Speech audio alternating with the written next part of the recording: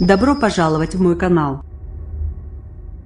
Pour le mouvement des 3 et 4 avril, l'entreprise ferroviaire prévoit 48% de grévistes sur l'ensemble des personnels.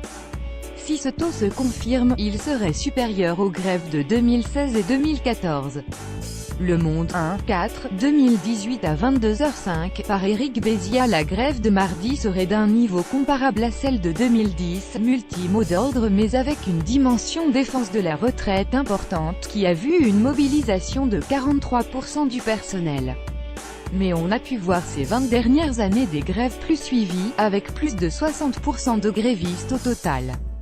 Ce fut le cas en 1995 mais aussi en 2003, 63% de grévistes, et surtout en 2007, 72%. Aussi, grève à la SNCF, les prévisions de trafic pour lundi et mardi à chaque fois, c'est la défense du régime spécial de retraite des cheminots qui a fait monter de manière stratosphérique ces taux de personnel en arrêt de travail.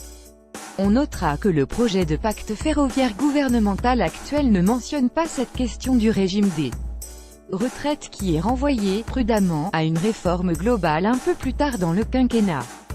Les non-grévistes mobilisés à 100%. Ce chiffre de 48% de grévistes reste toutefois à confirmer, car il constitue une estimation réalisée par la direction de la SNCF à partir des déclarations individuelles d'intention, (DDI), des salariés soumis à cette obligation.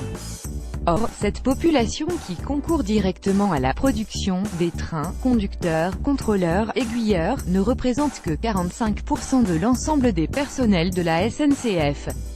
D'ailleurs, de nombreuses voix syndicales ont fustigé une annonce du taux de grévistes un peu hâtive de la part de la direction de la SNCF.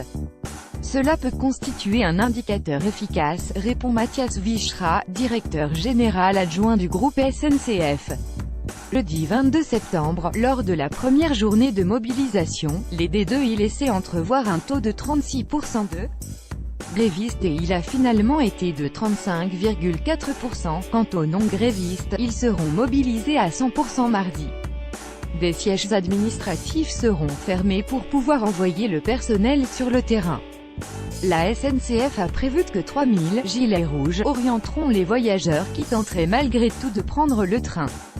Les clients et usagers devraient être abreuvés de notifications par SMS, mail, application. L'enjeu est de taille pour l'entreprise. La loi sur le service garanti fait obligation d'informer au mieux les usagers du plan de transport mis en place et surtout de le tenir. Même s'il y a peu de trains, ceux qui sont prévus sont censés circuler. Et à l'heure.